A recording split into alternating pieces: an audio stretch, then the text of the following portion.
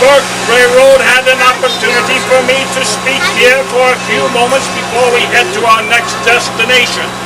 I have been asked to speak about this current election coming up between the Republican Party candidate, Mr. Taft, and the Democrat Party candidate, Mr. Wilson, and myself. I can tell you this in a few short minutes, that I will not be, as I was not in our first administration, beholden to any senator or congressman or political party power. Mr. Taft has proven in his last administration that he shall be governed by the party bosses, and things that were done for the benefit of the American people will get short-shifted again.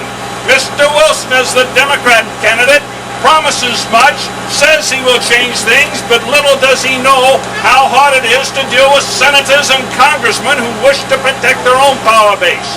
In 1907, I decided that the United States should send the Great White Fleet, 16 magnificent battleships emblematic of our power and security and growth, send those ships around the world to let other nations see who we were, and that the United States was no longer a second-rate nation beholden to European powers or to be afraid of any growing empire in the Pacific.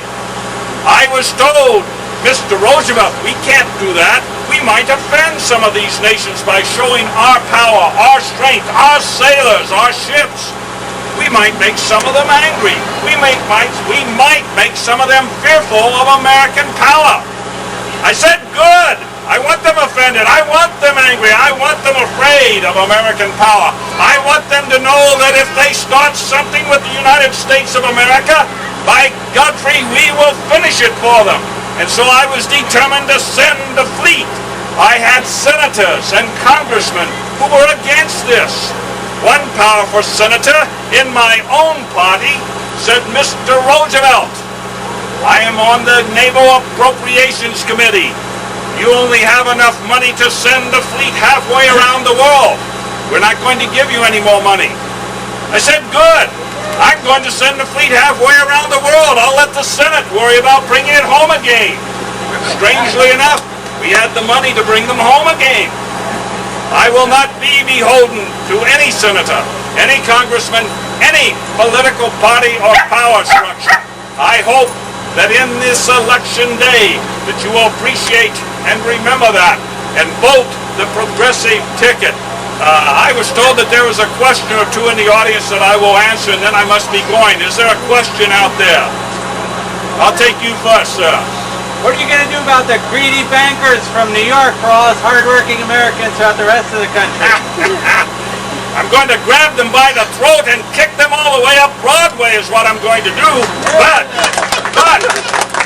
let me remind you, sir, there are good bankers, there are good businessmen.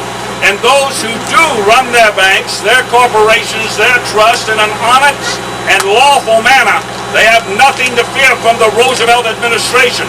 Only those trusts that are run for a greedy 5-cent profit here or a 6-cent profit there, only those trusts that abuse and misuse the trust and authority we put in them, only those trusts need to fear the Roosevelt administration, and by Godfrey, we will bust them too.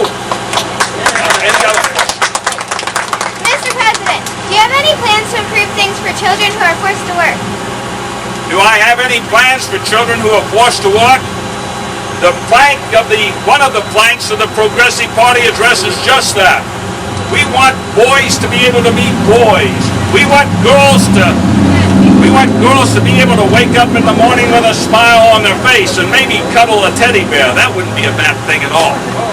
But in order to do that, children must be watched over, protected. There are children. We will not allow children to go down in the mines. We will not allow children to be forced to work in the cotton mills. We will not allow children to be forced to work in the steel mills. A child should have every right to be a child, and it is the plank of the Progressive Party that child labor should be abolished. If you agree with us, then vote the Progressive ticket. Thank you very much. Thank you. Have a grand day here at the railroad. Thank you for the hand for the welcoming. I appreciate that. Let's put with the music. Background music's good.